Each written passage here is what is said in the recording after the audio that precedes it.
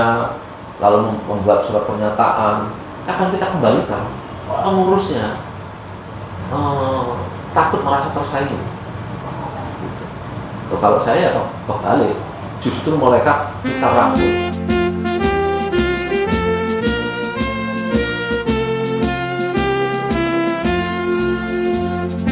Organisasi amatir radio senantiasa setia berbakti untuk nusa dan bangsa, sukseskan pembangunan,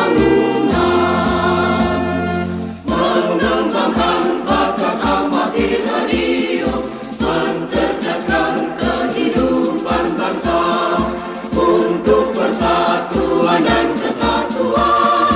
Menuju satu cita, kami Orari siap selalu mengabdi masyarakat, menjalin persahabatan bangsa demi negara kita, Republik Indonesia.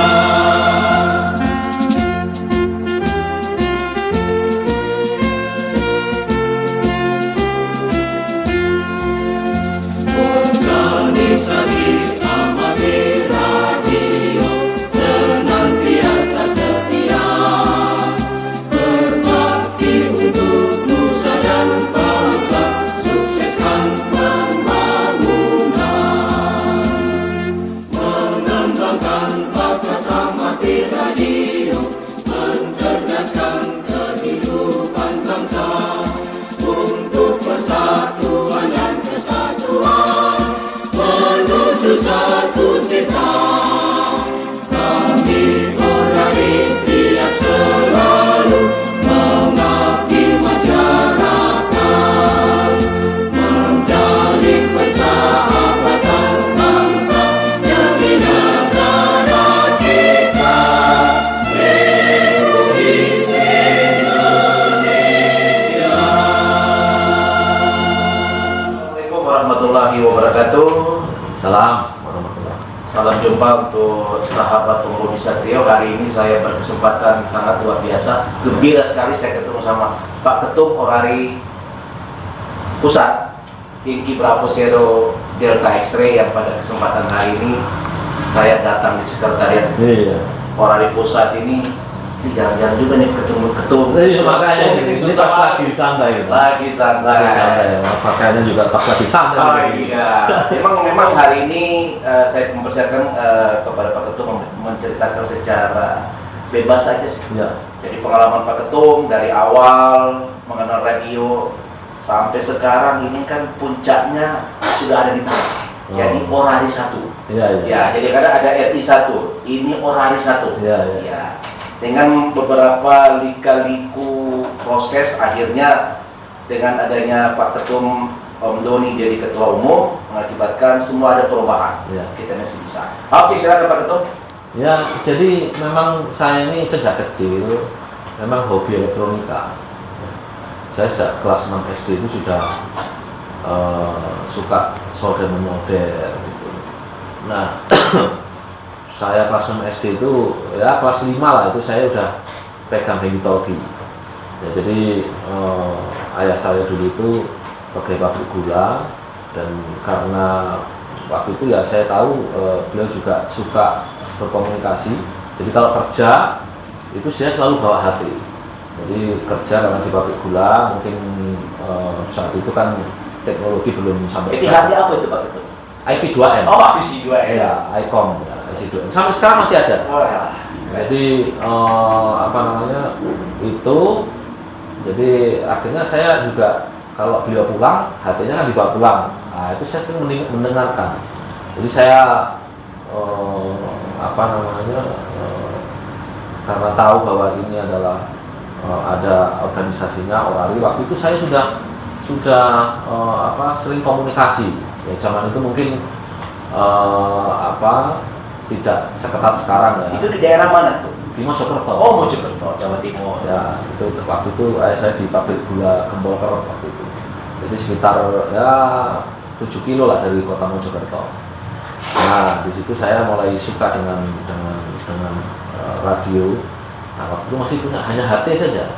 Nah, terus akhirnya pernah saya masih kelas 6 SD itu saya ikut Bankom. Waktu itu namanya Bankom, bukan Dukom. Bukan ya bantuan komunikasi. Ya. Tapi saat itu belum ada lisensi ya? Belum. Tapi saya oleh lokal. Saya masih ingat, saya diberi Cari Alfa. bukan. Kalau mungkin sekarang cari Alfa. Dulu Prasiaga namanya. Oh, Prasiaga. Prasiaga, kelas 6 SD. Jadi Prasiaga. ada panggilannya? Ada. Oh. Prasiaga 214. Saya masih ingat. 214. Kalau saya saking senengnya kan, ya memang belum bisa ujian menjadi amatir itu, tapi kalau saya kelas 6 SD saya punya Holsen Prasiaga 214 waktu itu. Saya masih ingat. Saya ikut Bankom. Bahkan HT saya yang ayah saya punya itu saya bawa untuk bantuan komunikasi. Saya nginap itu. Dari saya dapat shift sore itu sampai pagi. Iya. Oh, dapat Ini kelas 6 SD. Ya, saya masih ingat saya jaga di pos itu kebetulan di Kodim. Di Kodim di Mojokerto itu dekat alun-alun. Saya masih ingat. Jadi pada saat itu Pak Ketum itu apakah ada teman-teman yang lain yang seumurnya Pak Ketum itu? Nggak ada. Jadi itu umurnya udah pada senior Senior semua. Lalu ayah saya kelas waktu saya kelas 1 2 SMP itu ayah saya pindah ke Lampung. Gitu. Di sana saya bereksperimen karena ayah saya suka terus saya bikin antena sendiri waktu itu. Jadi bikin antena sendiri itu dasarnya dari apa? Dari buku atau enggak? pengalaman? Jadi pada saat saya kelas 6 SD itu, ayah saya mendirikan stasiun. Pakai HT itu pakai booster. Nah, itu boosternya 30 watt, saya masih ingat. Daiwa. Oh, Daiwa. Nah, terus ada anak buahnya saya itu juga suka radio, anggota Orari, dia bikin. Tapi saya minta bikinnya harus di rumah. Jadi saya lihat. Saya ingat antena itu waktu itu dia bikin Yagi. Oh iya. Nah, pakai gamma match. Iya. Nah, jadi saya tahu bikinnya seperti ini. Bahkan semuanya bukan yang sekarang sudah ada untuk gamma match itu untuk matchingnya itu kan ya. sudah beli Pak, udah cocoran ya. Iya, cocoran. Kalau sebelum enggak pakai plat aluminium itu dipotong, ditekuk, nah tengahnya dijepit. Nah, itu saya masih ingat. Nah, waktu di Lampung saya minta tolong belikan aluminium, saya bikin gitu. Saya bikin plastik, cuman ya kalau nggak salah pendek waktu itu 11 elemen. Jadi menentukan SWR-nya itu dulu dari mana? Ya, ada SWR. Oh, ada SWR. Ada SWR meternya. Kita sudah punya waktu itu. Dan waktu di Lampung itu pertama kali itu ayah saya beli rig. Mereknya Kenwood TR9130. Wah, itu radio yang legend tuh sekarang. Baru. Ya. Gitu. Masih ada. Wah, jadi 2N-nya masih ada, 9130-nya masih ada. Nah,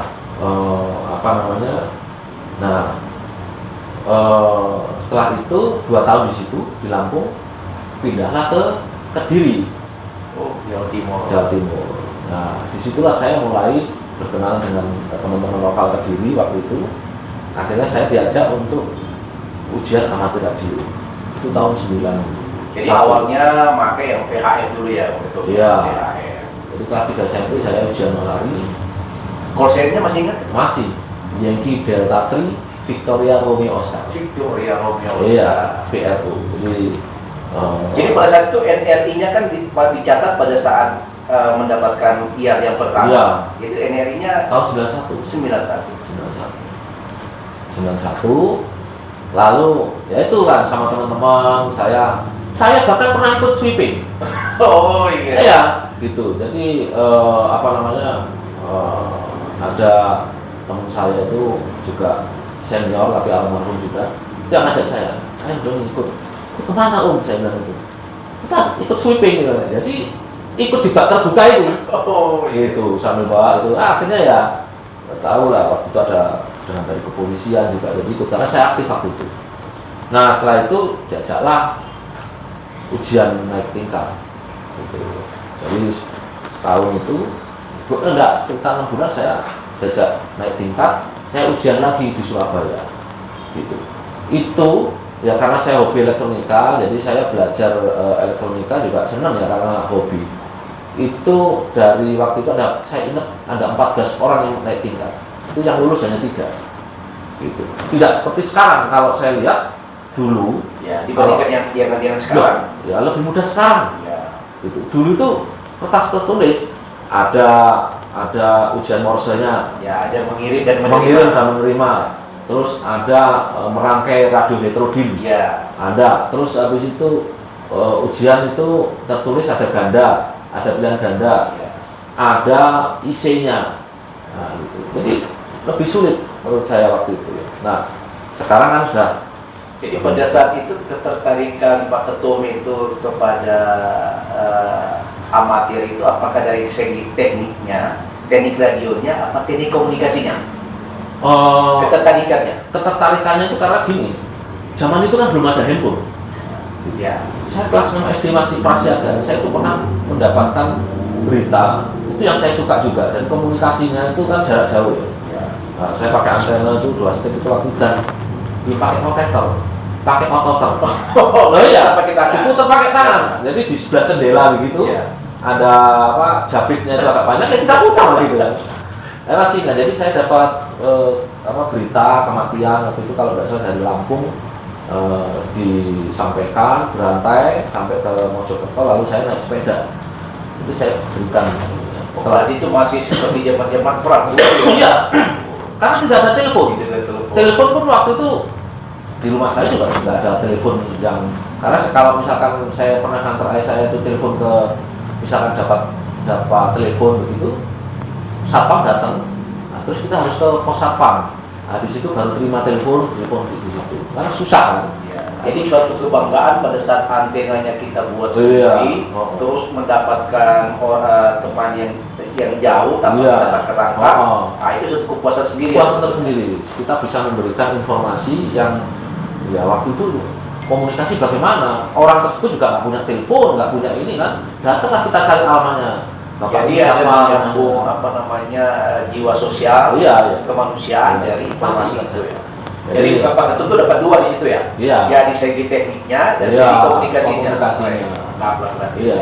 Puasan Jadi kepuasan tersendiri. Nah setelah itu dari saya dapatkan konser waktu itu yang di Charlie Tree Victor Romeo Oscar.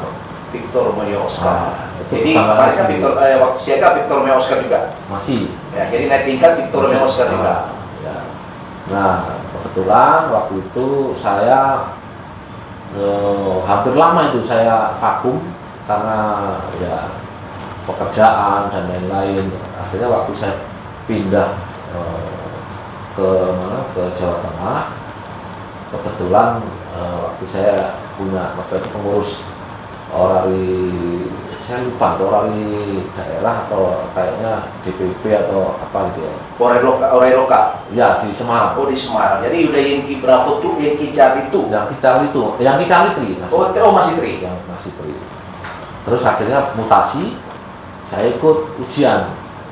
Nah disitulah saya dapat yang di Bravo itu, kosennya dapat 2 digit lalu dia apa apa. Oh dia apa? Oh sesuai dengan namanya Pak Ketum ya. Doni Pia Mudo itu.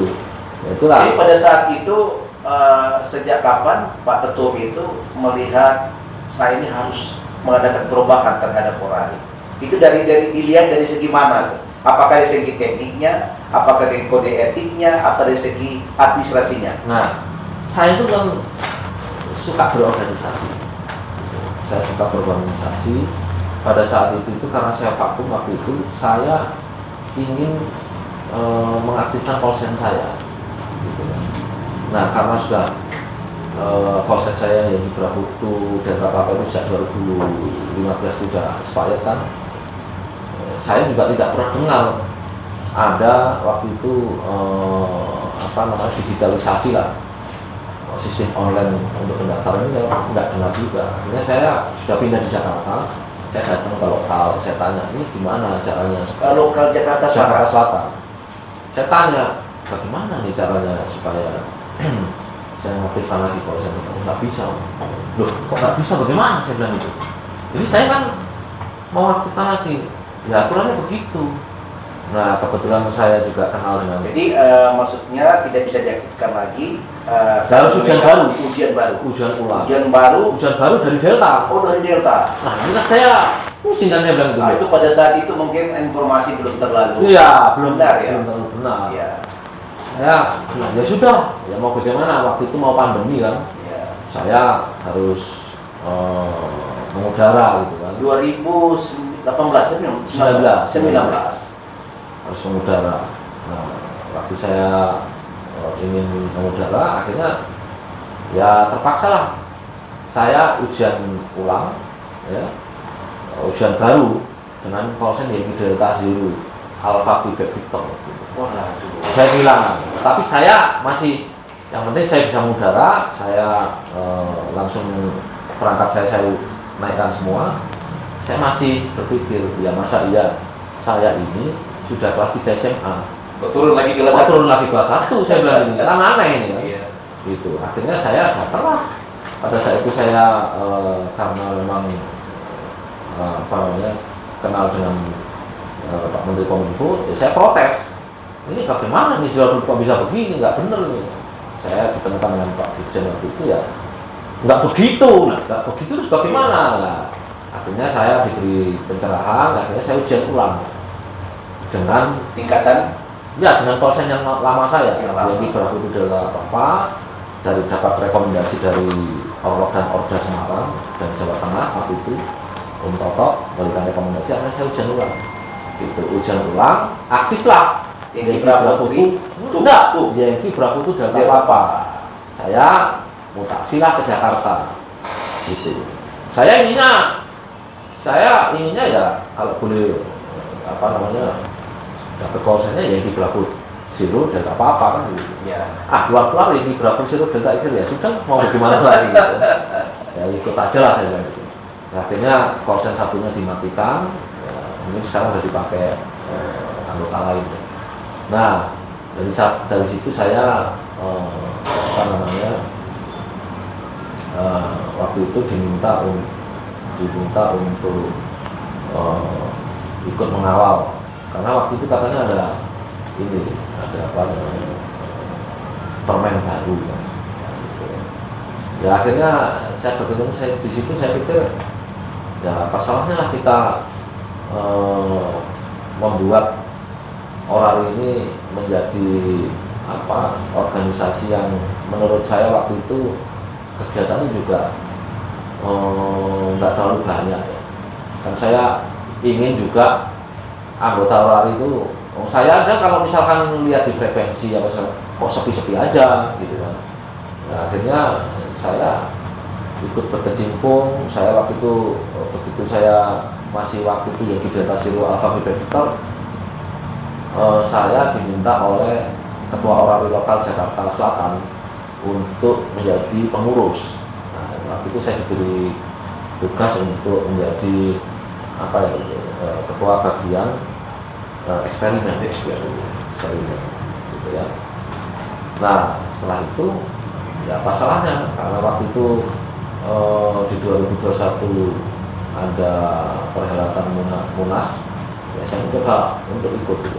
Berarti kan sebelum 2021 itu kan Pak Ketum kan sudah lihat nih, ini ada dua Orari Pusat ini, berarti kegiatan-kegiatan Orari Pusat ini kalau ada monoton-monoton kayak gini kayaknya nggak terlalu bagus. Ya. Jadi mungkin ada ide-ide yang terpikir Pak Ketum itu supaya Orari lebih maju atau Orari baru, atau ide-ide muncul itu ide-ide apa sebenarnya? Yang pertama yang jelas waktu itu saya ingin tuh Orari ini bisa terkenal di seluruh dunia. Nah, itulah yang ditunggu-tunggu sama teman-teman Orari. Karena apa? Masa seperti ARRL itu jadi basis.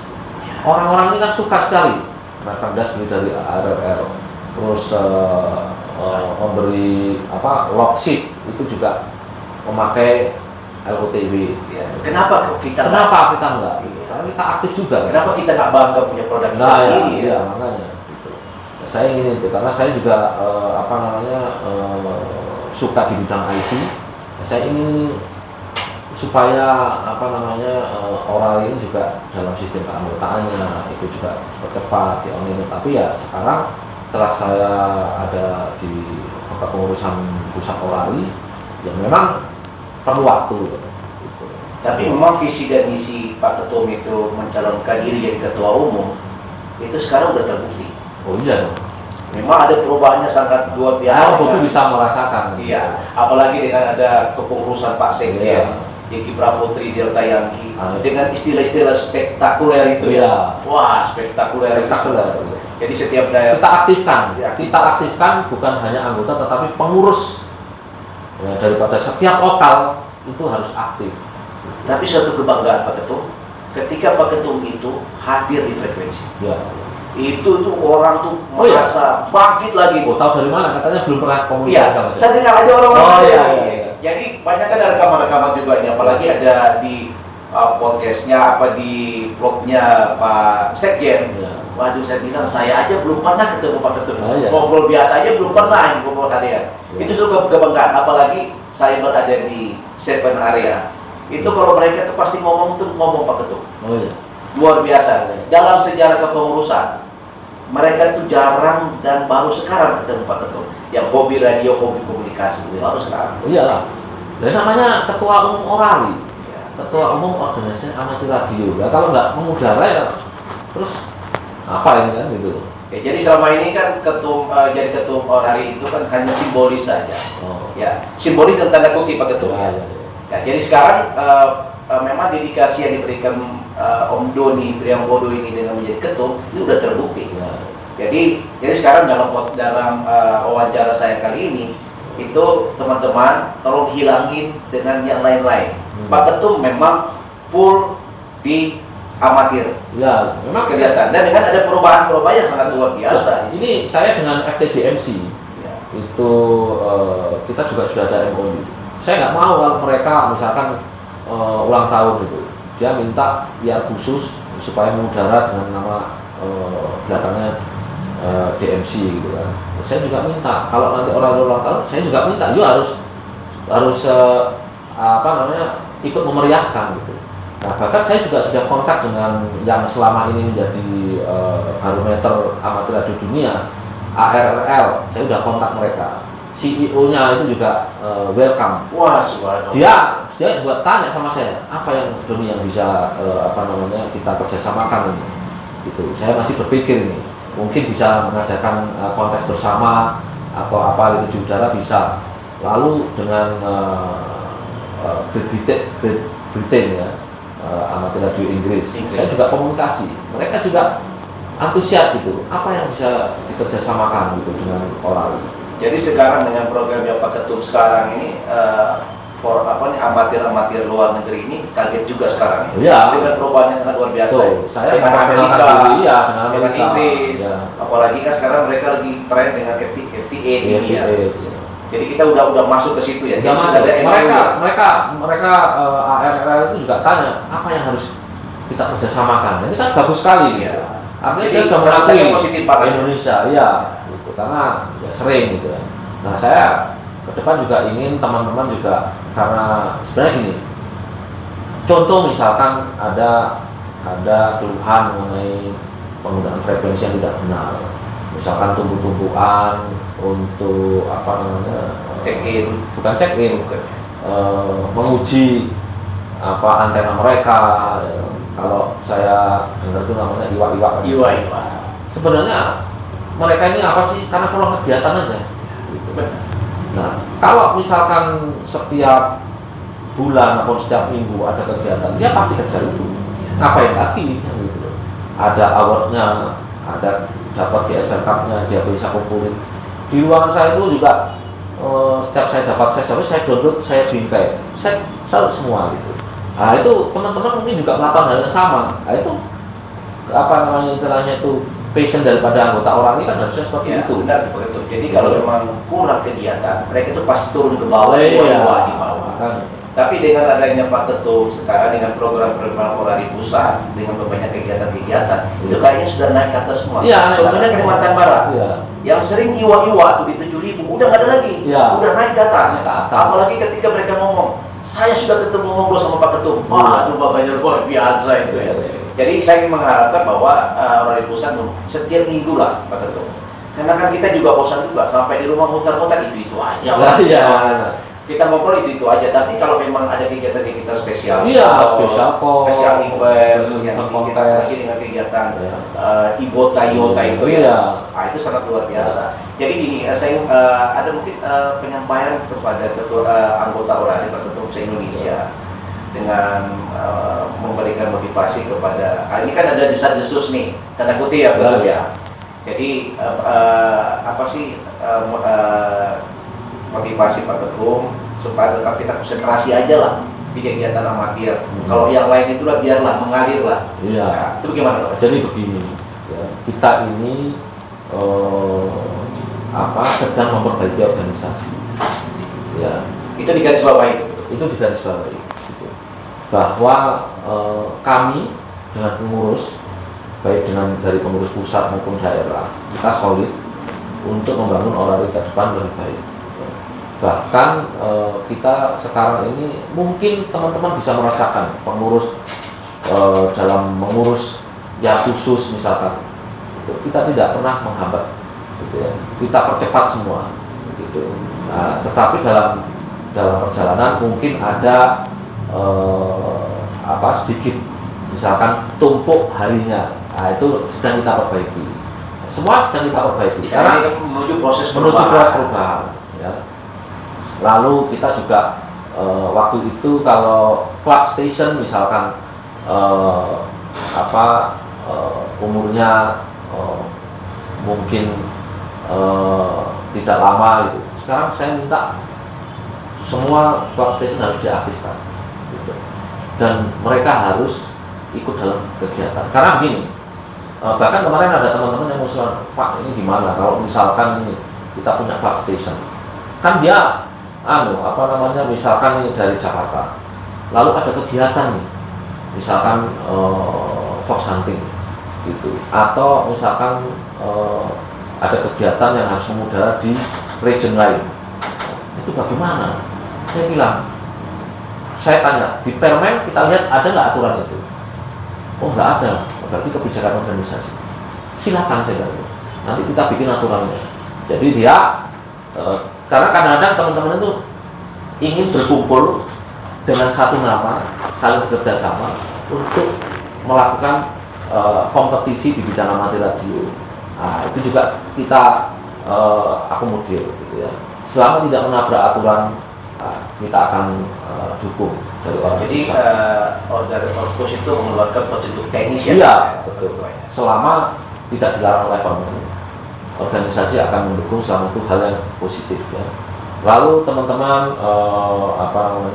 anggota juga demikian, kita juga minta Orlok juga melakukan pembinaan kepada teman-teman gitu, supaya dalam berkomunikasi ini menggunakan tata cara komunikasi radio sesuai dengan operating prosedur ya.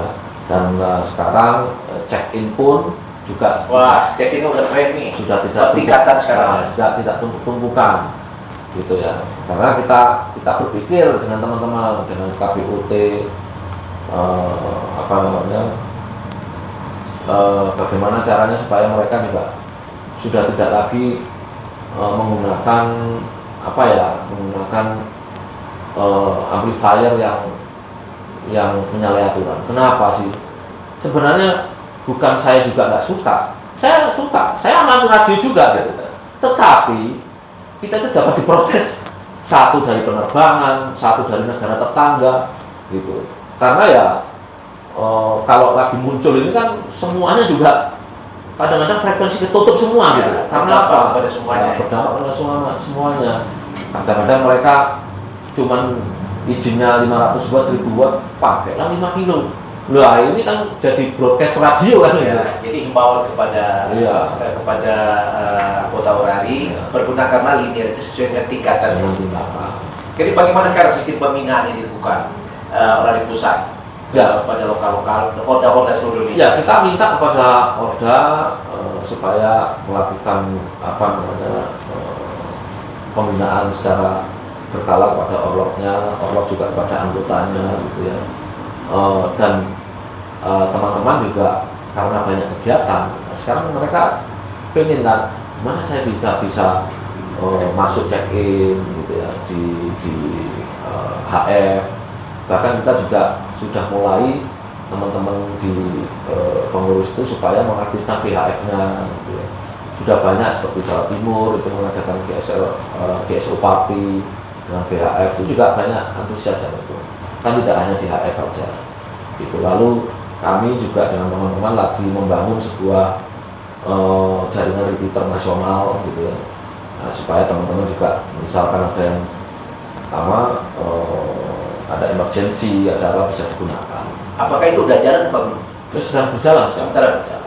Bahkan kita juga mengakomodir sekarang karena teknologi amatir radio ini juga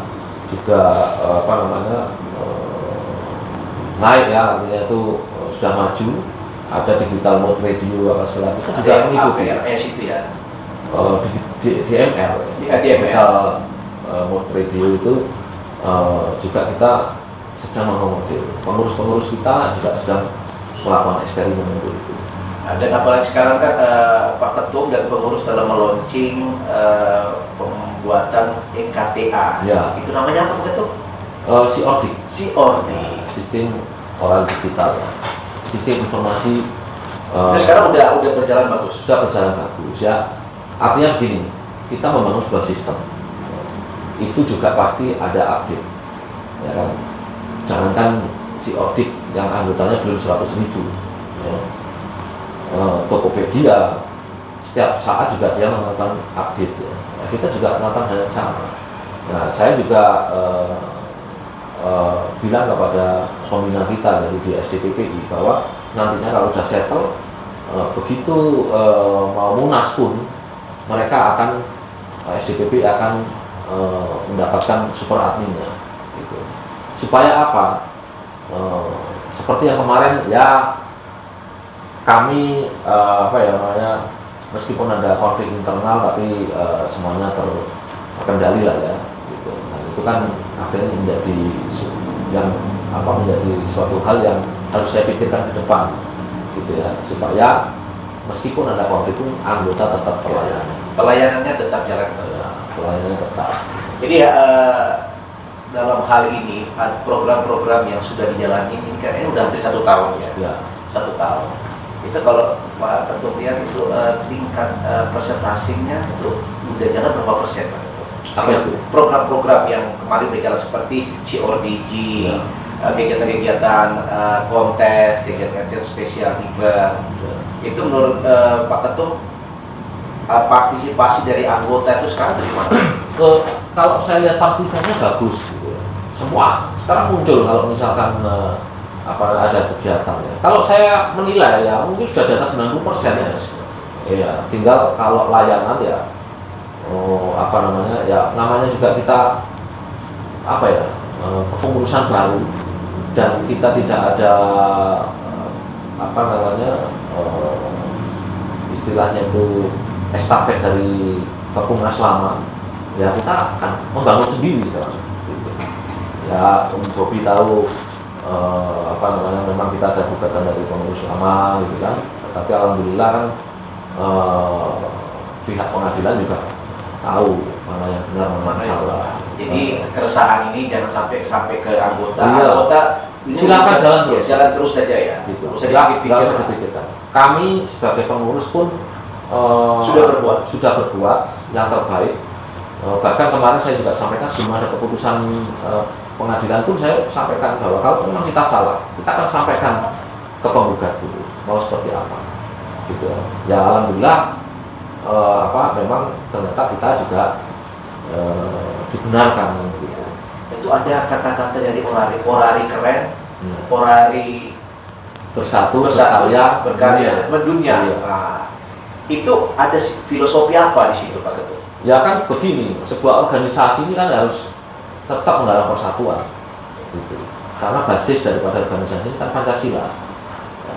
Karena basisnya ada Pancasila ya kita harus bersatu gitu, berkarya ya, semua yang namanya amatir radio, kita tahu kode etiknya dan lain-lain, ini kan juga harus berkarya. Berkarya itu bisa di dalam bidang amatir radio, bisa dalam bidang sosial kemasyarakatan, karena kita sebuah organisasi, gitu. Juga dilindungi oleh undang-undang organisasi masyarakat, kan begitu. Undang-undang ormas. Iya, gitu. Kita dibina oleh Kominfo dalam hal ini SDPPI. Ya kan tidak hanya melulu masalah amatir radio, tetapi bagaimana amatir radio ini juga dikenal oleh masyarakat, juga mempunyai kegiatan sosial. Bagaimana kalau ada bencana orang juga turun, bahkan ternyata kalau misalkan ada bencana juga orang dalam hal ini kita punya komunitas core itu juga itu kita bangkitkan. Mendunia, jangan kita punya HF itu bisa didengarkan di seluruh dunia. Ya mereka harus tahu ini anggota apa ini kan, gitu. Sedangkan kita tahu, semua orang tahu ARR, tapi dunia tahu nggak Orari apa? Iya benar. Ya harus tahu bahwa Orari ini juga sama dengan ARR loh. Ya kalau dulu kan itu kan kita itu hanya individu ya. Iya. Nah sekarang kita itu menerbitkan Orari. Jadi orang dulu tuh dunia itu hanya tahu satu orang aja individu ya. Tapi sekarang mereka udah tahu sebenarnya Orari itu ada sebenarnya. Ada. Jadi sekarang mindset itu berubah sekarang. Iya. Jadi kita juga ikut berpartisipasi dalam amatir radio dunia. Makanya saya kontak kepada ARL, gitu, kepada amatir radio Inggris, Rusia. Saya kontak semua, mereka welcome. Nah, tinggal kita nanti kan ya, kita sedang membangun platform organisasi yang kokoh, yang maju. Setelah itu kita akan berkecimpung dengan teman-teman internasional. Ya, jadi bahkan saya juga ingin sebuah cita-cita. Suatu saat kita bikin HPS internasional di Indonesia. Itu harapannya. Harapan dalam kepengurusan kita. Jadi dalam kepengurusan ini saya lihat yang duduk dalam kepengurusan ini kayaknya yang berqualified semua. Dan semua itu bukan hanya simbol saja. Ya. Dan sudah berbuat. Ya. Berbuat secara administrasi dan sudah berbuat aktif di frekuensi. Ya. Kalau ya zaman tanda kutip yang lalu-lalu kan enggak. Ya. Tapi sekarang kayaknya berbuatnya luar biasa nih sekarang Pak Ketum. Ya. Sekarang untuk motivasi kepada anggota tadi kan Pak Ketum sudah bilang tadi. Ya. Berarti tidak ada perbedaan yang lain-lain, tidak ada. Mari kita kembangkan Orari. Iya. Ke depannya Pak Ketum. Ini kan setiap program yang Pak Ketum laksanakan kan ada evaluasi. Ya. Ya. Berarti ada like dan dislike. Ada yang suka dan tidak suka. Terutama kepada kepengurusan. Ini kan Pak Ketum sekarang kan kepengurusan tingkat pusat sudah baik. Bagaimana dengan kepengurusan yang ada di daerah-daerah yang sama sekali keluhannya itu dari anggota kebanyakan. Apa itu? Ya, keluhannya kepada sistem kepengurusan yang ada di lokal dan di Orda. Ya. Bagaimana komitmen Pak Ketum supaya keseragaman satu komando dari Orpus dan lokal daerah itu satu dengan satu sistem? Itu bagaimana harapan Pak Ketum? Ya. Sekarang kan berkota-kota nih. Sekarang ini lokal itu anggota itu sekarang berpatokan kepada Orpus. Seandainya pengurus Orda itu dan lokal seperti Orpus yang punya kepengurusan yang bagus sampai sekarang. Sekarang kan yang pengurus Orda lokal itu kan kepengurusan ada masa jadi, tapi segi kualitas nggak terjamin. Nah kan begini ya. Kalau saya di Orpus ini, bahkan saya waktu memilih pengurus Orpus itu pun ada juga dari anggota Orari yang memang waktu itu tidak mendukung saya loh, ordanya. Gitu. Jadi saya bukan masalah order yang mendukung saya atau tidak, tapi kualitasnya itu harus, karena kalau kualitas daripada pengurus ini juga diabaikan, apakah terus saya lalu bekerja sendiri? Ya susah, gitu, ya kan? Jadi saya dalam memilih pengurus juga saya melihat keahlian mereka di mana, gitu. Nah, coba ya, yang model kayak itu harusnya ada di Orda dan lokal. Nah itulah makanya saya bilang bahwa karena yang dipilih dalam Musda Munas ini kan DPP dan ketua, lalu ketua membentuk hak prerogatifnya ketua. Hak prerogatif. Ya, saya harapkan Orda pun ya juga memiliki sense yang sama dengan Orpus ya, gitu, supaya program-program itu bisa jalan sampai ke tingkatnya gitu. Ya kalau memang tidak aktif, ya kenapa nggak diganti? Gitu. Itulah tanda-tanda yang sangat luar biasa. Karena kalau tidak kan ya menteri aja ada reshuffle kan itu. Tidak hanya melulu masalah politik kan, masalah kinerja. Gitu. Kalau kita mau mewujudkan sebuah organisasi harus begitu. Gitu. Jadi kita memilih the right man on the right place. Gitu. Itu baru bisa berjalan sebuah organisasi. Apakah tidak ada petunjuk teknis lah dari Orpus lah? Ini kan sebenarnya kan kewenangan itu kan diserahkan juga kepada ketua terpilih. Ya. Setidak-tidaknya ketua-ketua lokal itu atau anggota itu ketika memilih kepengurusan itu apakah ada surat, ada edaran lagi gitu? Karena masalahnya gini, menjabarkan program-program itu sebenarnya kan sekarang jadi permasalahan bahwa Orda itu dan lokal itu membuat program-program sendiri-sendiri. Maksud saya, kalau ada programnya dari Orpus pusat, itu bisa dijabarkan dan semua seragam untuk melaksanakan. Ya kan gini, sekarang ini seperti Orpus apa segala, ya kan? Ini tidak selalu kegiatan itu berasal dari Orpus, tapi Orpus juga kemarin juga pada saat ulang tahun juga mengadakan kegiatan. Tetapi kebanyakan kalau Om Bobi lihat itu kegiatan juga dari Orlok dan Orda loh. Ya, yang itu banyak. Ya kan, mengadakan ses, mengadakan kontes apa segala itu juga dari Orda dan Orlok. Gitu. Ya kita sebagai orang pusat ya mendukung untuk itu. Ya. Nah kita juga punya rapat berkala. Ya kita sampaikan gitu program-program itu. Gitu. Dan mereka saya kira sampai saat ini belum ada yang membuat program yang bertentangan dengan Orpus. Apa yang mau dia lakukan tanpa persetujuan Orpus?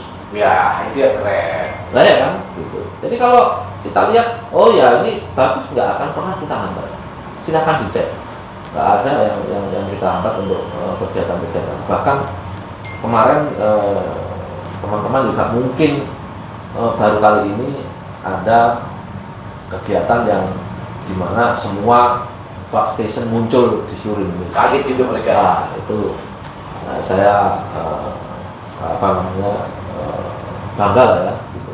Itu idenya juga, mohon maaf juga bukan dari saya, gitu. Dari pengurus orang di pusat, gitu ya. Gitu. Jadi ini yang artinya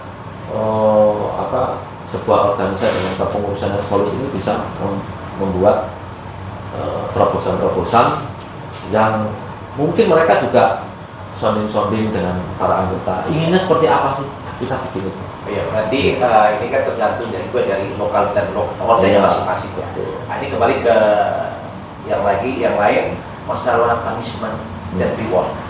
Nah, ini bagaimana programnya Pak Ketum nih, punishment dan rewardnya ini? Ya, jadi memang ada beberapa anggota yang kita beri surat peringatan. Ya. Apakah ada pengampunan di situ? Anda, jadi begini, kita ini memberi surat peringatan bukan tanpa dasar. Ya. Ada sebuah organisasi di luar, ya. Organisasi kita ini yang mendapat pengesahan. Istilahnya kalau mobil itu ada BPKB-nya, gitu. Lalu anggota ini tidak mengakui kepengurusan, memilih untuk menjadi anggota yang di luar itu. Nah, kira-kira untuk apa lagi dia di organisasi ini? Ya, kita kasih surat peringatan 1, 2, 3, lalu tidak kita beri kesempatan untuk melakukan klarifikasi. Ada juga yang ikut yang memberikan klarifikasi karena dia tidak tahu, akhirnya meminta maaf.